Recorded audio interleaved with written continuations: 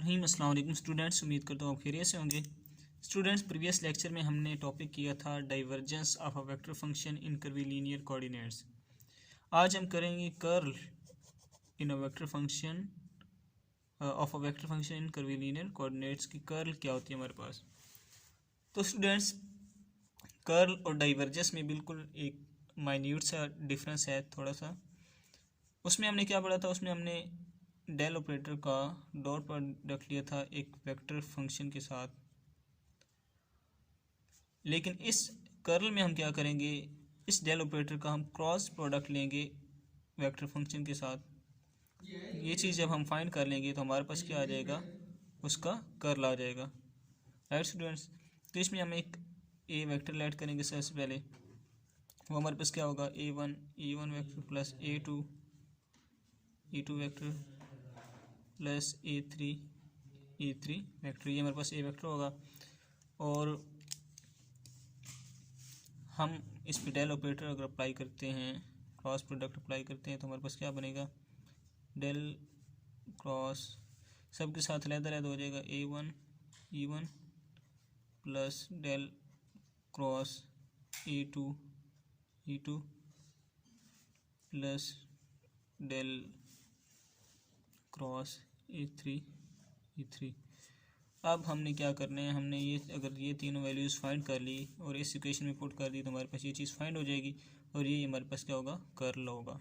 ठीक है, तो हम क्या करेंगे स्टूडेंट्स, अगर हम करना चाहें तो हम तीनों वैल्यूज़ को फाइंड कर लें और इसमें वैल्यू पुट कर दें। या हमने जैसे डाइवर्जेंस में किया था, हमने ये एक वैल्यू फाइंड कर ली थी इस तरह की, और सिमिलरली क्या है कि दूसरी वैल्यूज़ का आंसर लिख लिया था। तो हम इसमें भी यही फाइंड करेंगे और हम सिमिलर करके इसका आंसर यहाँ पे लिख देंगे। तो स्टूडेंट्स, चूँकि it is too much lengthy topic, तो मैं कोशिश करूँगा कि आपको नोट्स से इसको दिखा दूँ, उधर से आपको समझा दूँ। तो चलते हैं स्टूडेंट्स, हमारे पास क्वेश्चन क्या है, drive expression of curl of a vector function in curvilinear coordinates. Solution की तरफ चलते हैं। तो हमारे पास क्या आएगा कि एक वेक्टर ए हमने लेट किया, उसको हमने वैल्यूज़ दे दी जैसे मैंने आपको बताया।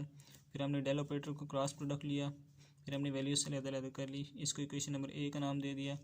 अब हम क्या करेंगे, हम इसकी वैल्यू फाइंड करना चाहते हैं। पहले तो मैंने इसको लेट कर लिया यहाँ पे।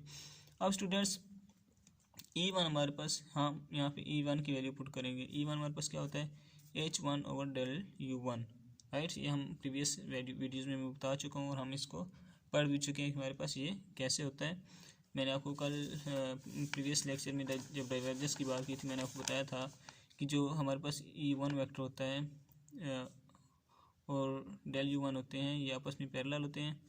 और जब हम, मतलब ये है कि इस डेल U1 को हम किसी फंक्शन के साथ, किसी फैक्टर के साथ मल्टीप्लाई करते हैं तो हमारे पास एक E1 वेक्टर बनता है जिसे हम H कह देते हैं, तो H1 कह देते हैं। ये मैं प्रीवियस लेक्चर में, जैसे मैंने आपको इधर बताया था जब हमने डाइवर्जेंस की बात की थी, मैंने आपको बताया था कि ये जो E1 वेक्टर है हमारे पास और ये डेल U1, ये आपस में पैरेलल हैं।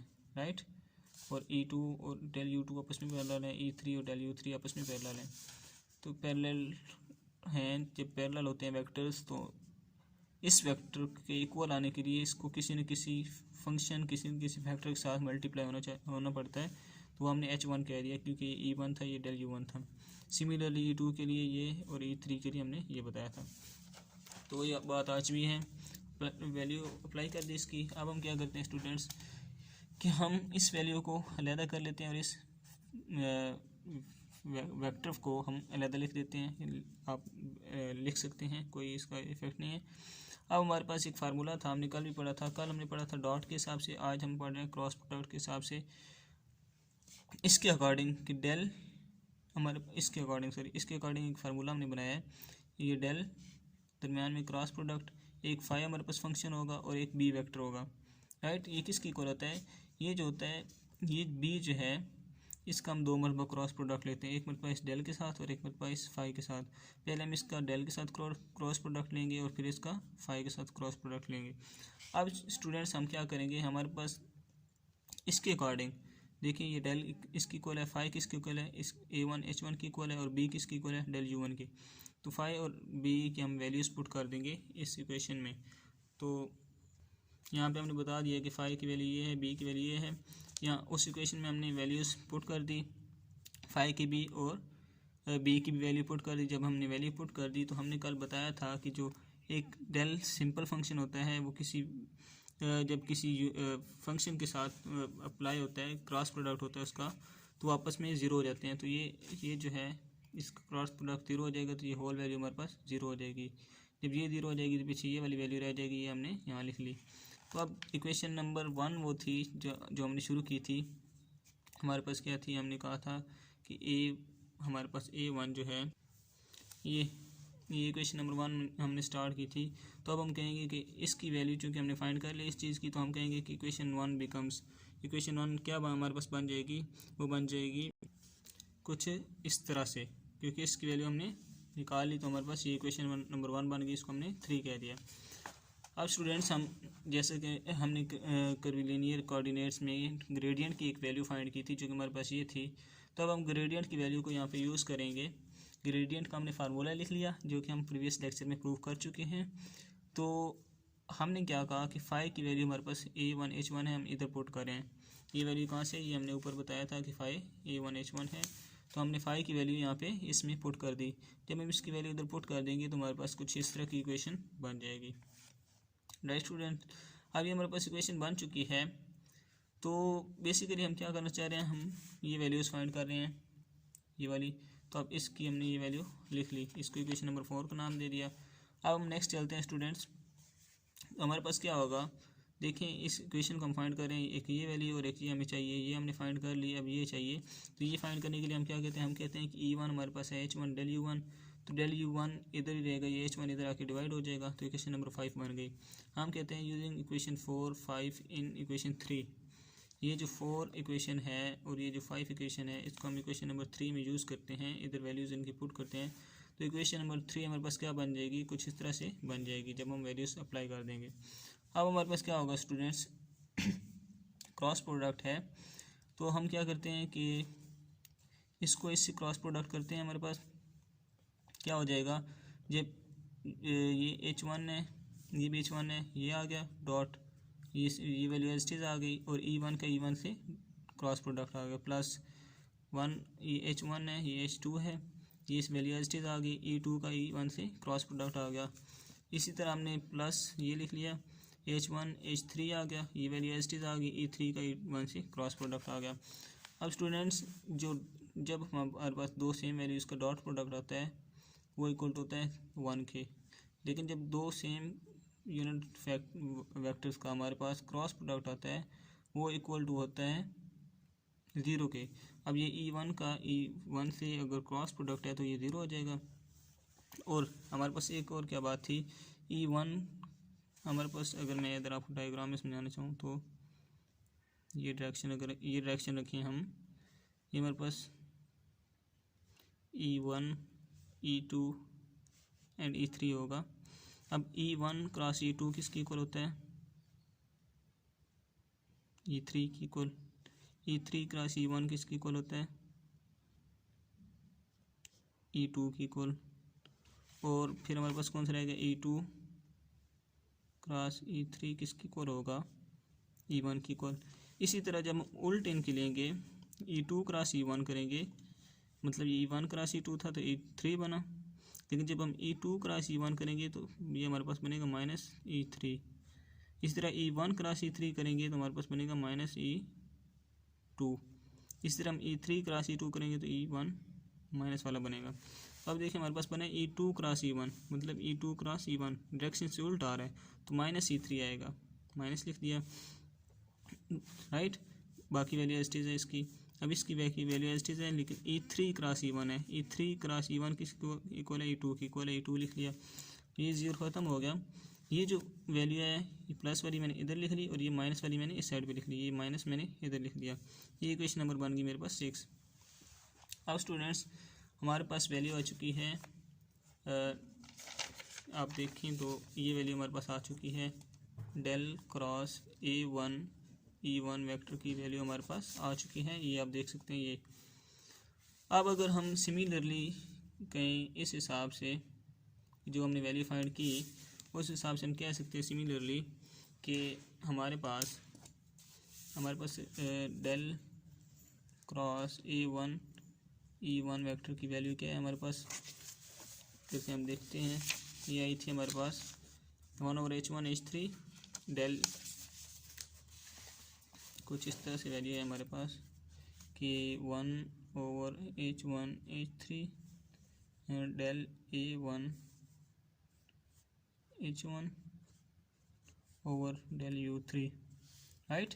साथ E2 वेक्टर है, माइनस हमारे पास आया 1/H1H2 डेल A1H1 और डेल U2 साथ E3 वेक्टर, ये हमारे पास आई है A1H1 की।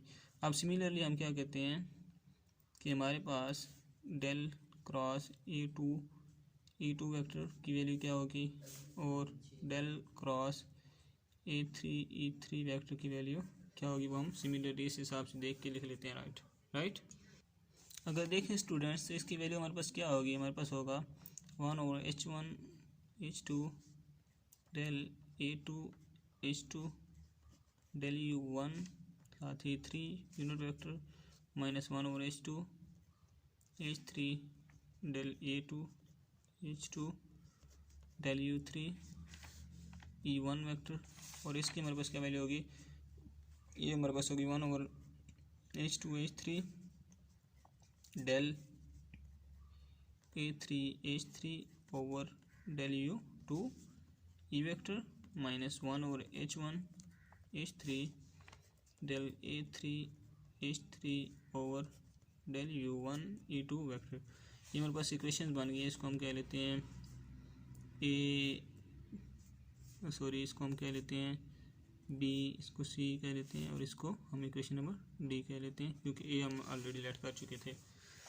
अब ये हमारे पास 3 इक्वेशन। अच्छा, ये हमारे पास कैसे बनी है, देखिए स्टूडेंट्स, जब हमारे पास था E1 वेक्टर तो हमने क्या किया था, E1 क्रॉस E1 हमारे पास 0 हो गया था, राइट। तो हमारे पास आया था पहले हमारे पास आ गया था कि E1 क्रॉस E1 0 हो गया, हमारे पास आया E2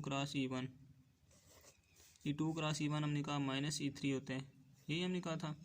माइनस E3 की वजह से हमने ये माइनस वाला सेकंड पे लिख दिया, और जो हमारे पास आया था E3 क्रॉस E1 वो क्या बना था E2, उसको हमने पहले लिख दिया, राइट। इसमें हम क्या करेंगे, इस वेक्टर में हमारे पास E2 क्रॉस E2 0 होगा, लेकिन हमारा पहले क्या है E1 क्रॉस E2 है, E1 क्रॉस 2 क्या होता है E3 होता है। देखिए E3 वेक्टर आ गया, राइट। नीचे डेल U1 है, H1H2 है, राइट। अब देखिए हमारे पास स्टूडेंट्स, हम पहले इसमें हमारे पास पहले क्या होना था, E1 क्रॉस E2 होना था, वो बनना था E3, वो हमने वैल्यू यहाँ पे E3 वैल्यू लिख ली। सेकंड हमारे पास होना था E2 क्रॉस E2, वो जाना था 0, वो हमने ख़त्म कर दी। थर्ड हमारे पास होना था E3 क्रॉस E2 जो कि इक्वल होना था माइनस E1 के, तो हमने यहाँ पे लिख लिया, ये देखिए E1 और ये हमने वो वाला माइनस लिख लिया, राइट स्टूडेंट्स। अब यहाँ पे A2 है तो ऊपर A2H2 रहेगा, ऊपर A2H2 ही रहेगा, राइट स्टूडेंट्स। तो सिमिलरली हम अगर बात करते हैं इस वेक्टर की, इसमें हमारे पास क्या होना है कि हमने फर्स्ट ऑफ ऑल करना है E3 क्रॉस E1 हमने करना है, ये हमारे पास होना था E2 की इक्वल। जब हम करते हैं E3 क्रॉस E2 तो हमारे पास क्या होता है, सॉरी स्टूडेंट, इसमें हमारे पास क्या होगा, हम पहले E1 वेक्टर को E3 से मल्टीप्लाई करेंगे, क्योंकि E3 से मल्टीप्लाई है, E1 को E3 से मल्टीप्लाई करते हैं तो हमारे पास क्या आएगा, माइनस E2 आएगा, माइनस E2, ये माइनस वाली वैल्यू तो हम बाद में लिखेंगे, ये E2 आ गया और ये साथ माइनस आ गया। सेकंड हमने क्या करना है, E2 क्रॉस E3 करना है, E2 क्रॉस E3 हमारे पास क्या होता है, E1 की इक्वल होता है, E1 वाली वैल्यू हमने ये लिख ली। अब थर्ड हमारे पास रह जाना था E3 क्रॉस E3, वो इक्वल टू 0 होना था, वो हमने स्किप कर दिया। अब इधर A3 है, इधर भी A3H3, इधर भी A3H3, तो हमने इस तरह सिमिलर करके तीनों वैल्यूज निकाल ली। अब B C D जो वैल्यूज़ हैं इनको हम इक्वेशन नंबर A में पुट कर देंगे, जो कि हमारी इक्वेशन है। ये स्टूडेंट हमारी इक्वेशन नंबर A थी, जिसमें हमने इसकी भी वैल्यू फाइंड कर ली, इसकी भी वैल्यू फाइंड कर ली। अब ये तमाम वैल्यूज़ हम इधर पुट कर देंगे। जब हम ये वैल्यूज इधर पुट करेंगे तो हमारे पास कौन सी फॉर्म बन जाएगी, जब हमने इक्वेशंस की वैल्यू पुट कर दी तो हमारे पास कुछ इस तरह से फॉर्म बन गई।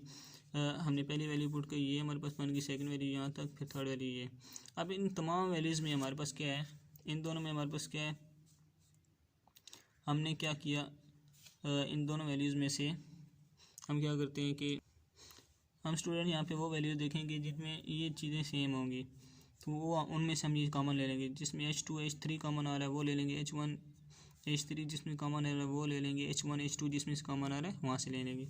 अब H2 H3 किस किस में कॉमन आ रहा है, ये आ रहा है हमारे पास, एक तो है जनाब del A3H3 over del U minus del A2H2 over del U3, दोनों के साथ E1 वेक्टर है तो हमने ये कॉमन कर लिया। प्लस अब E2 वेक्टर वाले हम देखते हैं तो उनमें हमारे पास क्या कॉमन आ रहा है, 1/H3 कॉमन आ रहा है। प्लस वाली वैल्यू पहले लिख ली, माइनस वाली हमने बाद में लिख ली। इस तरह E3 यूनिट वेक्टर की बात करते हैं तो इसमें हमारे पास क्या कॉमन आ रहा है, 1/H1H2, प्लस वाली वैल्यू हमारे पास पहले हम लिख लेंगे और माइनस वाली बाद में लिख लेंगे। अब ये चीज़ हमारे पास जो बन गई है स्टूडेंट्स, हम क्या करते हैं कि हम इस वैल्यू में H1 को लाने के लिए इसको एक रिदम देने के लिए हम क्या करते हैं, हम होल इक्वेशंस को मल्टीप्लाई डिवाइड कर देते हैं H1 से। देखिए जब हम H1 से मल्टीप्लाई डिवाइड करेंगे तो ये हमारे पास क्या है, ये H1 H2 H3 बन जाएगा। यहाँ पे E1 के साथ H1 मल्टीप्लाई हो जाएगा। इस इक्वेशन को हम मल्टीप्लाई डिवाइड कर देंगे H2 के साथ, क्योंकि इधर उस चीज़ की कमी है, इधर भी H2 आ जाएगा। इसको हम मल्टीप्लाई डिवाइड कर देते हैं H3 के साथ, तो इधर भी आ जाएगा, इधर भी आ जाएगा। अब स्टूडेंट्स हमारे पास क्या होता है कि हमारे पास कौन सी फॉर्म बन चुकी है, इसको हम लिख सकते हैं कि अगर हम क्रॉस प्रोडक्ट की बात करें ना, क्रॉस प्रोडक्ट में हम क्या करते हैं, अगर A क्रॉस B हम जब लेते हैं, अगर हमारे पास let's suppose A is equal to है XI plus YJ plus GK और B कर लो के MI plus NJ plus L के है, तो हम A क्रॉस B जब करते हैं हम क्या करते हैं, IJK लिखते हैं, नीचे हम लिखते हैं XYZ और MNL, ये लिख के हम जब इनको क्रॉस प्रोडक्ट इनका लेते हैं, I वेक्टर लिखते हैं, फिर X इनको आपस में मल्टीप्लाई करते हैं YL माइनस ZN प्लस, मतलब इस तरह हम इनको सोल्व करते हैं। तो अब ये चीज़ हमारे पास इस तरह की चीज़ बनी पड़ी है, ये हमारे पास वेक्टर हैं, यूनिट वेक्टर भी हैं, तो ये फॉर्म हमारे पास बनी पड़ी है। तो हम क्या करते हैं, इसको इस फॉर्म में लिखने के लिए ये जो हमारे पास कॉमन है ना तीनों में, H1 1/H1 H2 H3, ये तीनों में जो कॉमन है ये हमने इधर लहदा लिख लिया, और ये यूनिट वेक्टर्स हमने ऊपर लिख लिए H1 H2 ये हमने, राइट। अब हमने क्या किया, डेल U1 और U2 ये जो चीज़ थी हमने ये वाली लिख ली, तमाम की वैल्यू लिख ली, साथ हमने लिख लिया A1 H1 A2 H2 A3 H3। ये हमारे पास इसकी सिंप्लीफाइड फॉर्म है, इस चीज़ की सिंप्लीफाइड फॉर्म आपके पास ये है। और जब आप इस चीज़ को एक्सपेंड करेंगे, इस फार्मूला के तहत ओपन करने की कोशिश करेंगे, तो आपके पास दोबारा यही चीज़ बन जाएगी। तो ये इसकी सिंप्लीफाइड फॉर्म है, तो यही हमारे पास कर्ल का बेसिकली फार्मूला है जो हम यूज़ करते हैं। आई होप सो कि आपको समझ आ चुकी होगी। मिलते हैं नेक्स्ट वीडियो में। नेक्स्ट वीडियो में हम लैप्लासियन डिस्कस करेंगे। आज हमारा कर्ल भी हो गया, डाइवर्जेंस और ग्रेडियंट हम प्रीवियस लेक्चर में ऑलरेडी डिस्कस कर चुके हैं। आई होप सो कि आपको समझ आ चुकी होगी। वीडियो को लाइक करें, चैनल को सब्सक्राइब करें। मिलते हैं नेक्स्ट वीडियो में। अल्लाह हाफिज़।